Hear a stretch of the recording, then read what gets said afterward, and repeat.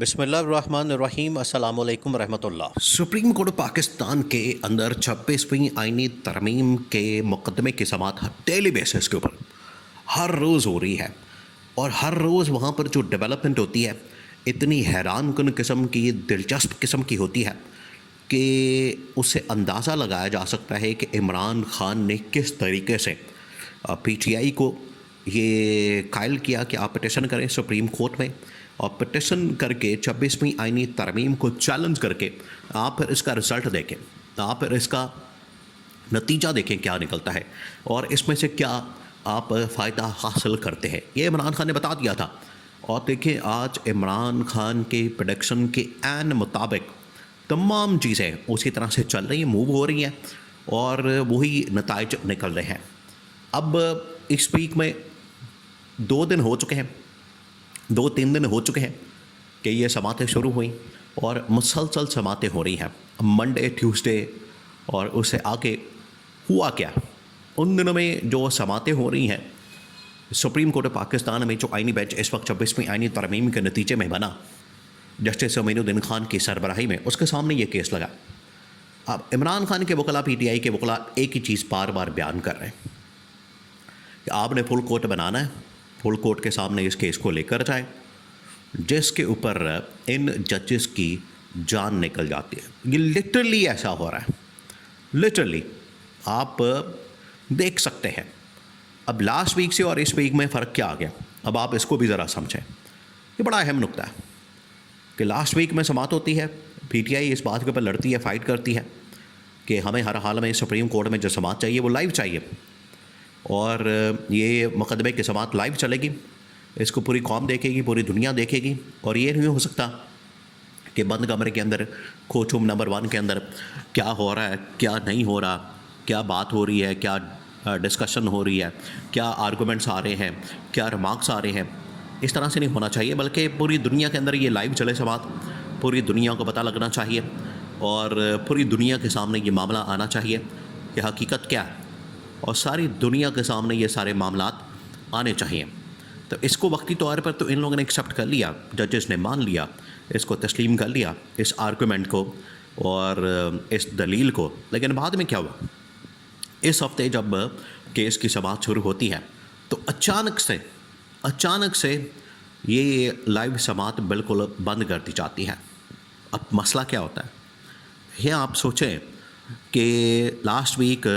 پورا کیس کی سماعت کو لائیو چلایا جاتا ہے، لائیو سٹریمنگ ہوتی ہے، پوری دنیا دیکھتی ہے۔ جیسے ہی پی ٹی آئی اپنی پالیسی، اپنی اسٹریٹجی، حکمت عملی، جو قانونی حکمت عملی، اس کو چینج کرتی ہے عمران خان کی انسٹرکشن کے مطابق، کیونکہ عمران خان سے جب لاسٹ ٹائم ملاقات ہوئی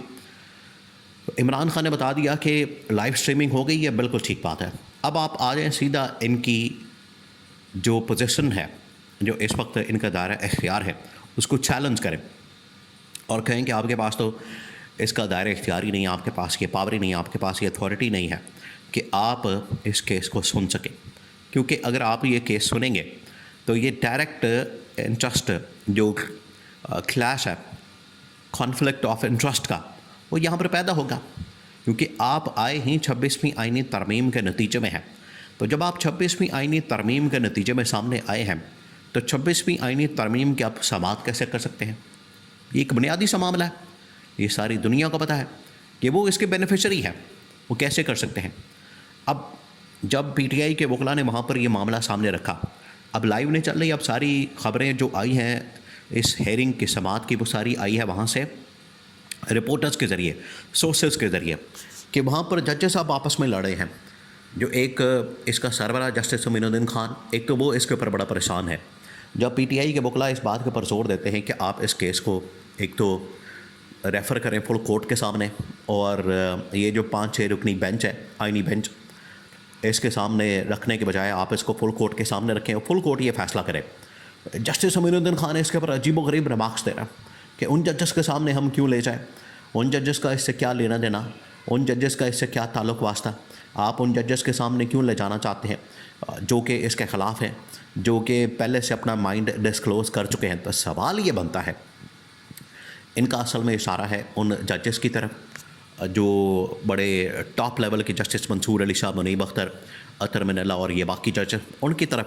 اب ریمارکس چیک کریں ان کے دلوں کے اندر، ان کے دماغ کے اندر کتنا بغض بھرا ہے، اور اپنی پوزیشن کو لے کر یہ کتنے لالچی ہے کہ انصاف نہیں کرنا چاہتے، میرٹ کے اوپر فیصلہ نہیں کرنا چاہتے، بس ججز کو نہیں آنے دینا کیونکہ وہ آ کے 26ویں آئینی ترمیم کو اڑا دیں گے۔ یہ ان کو سارا مسئلہ بنا ہوا ہے۔ تو وہ کہہ رہے ہیں کہ ہم نے کسی طرح سے ججز کو سامنے نہیں آنے دینا، اور ججز وہ آ گئے تو اس کے بعد 26ویں آئینی ترمیم توڑ جائے گی۔ تو جسٹس معین الدین خان اس بات کے اوپر اصرار کر رہا ہے کہ ہم نے فل کورٹ نہیں بنانا ان ججز کو جو کہ انڈیپینڈنٹ، آزاد اور انصاف کرنے والے، میرٹ کے اوپر فیصلہ کرنے والے، اگر وہ آ گئے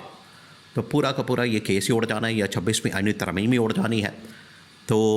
یہ جو آئینی بینچ بنا ہے جس کے اندر ہم بیٹھے ہیں، یہ پورا کا پورا معاملہ ہی تل پٹ ہو جانا ہے،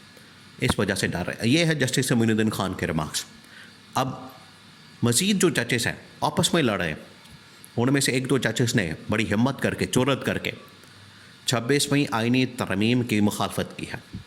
اور پی ٹی آئی کے وکلاء ان کے ساتھ وہ ایگری کر گئے ہیں اس معاملے کے اوپر کہ بالکل یہ 26ویں آئینی ترمیم ایک ایسی ترمیم ہے جس کی وجہ سے جو اس کی نیچر ہے آئین اور کانسٹیٹیوشن کی، اس کو بدل دیا گیا۔ جیسے ہی وہ سامنے آئے تو باقی ججز ان کے خلاف ہو گئے۔ ادھر کوچوم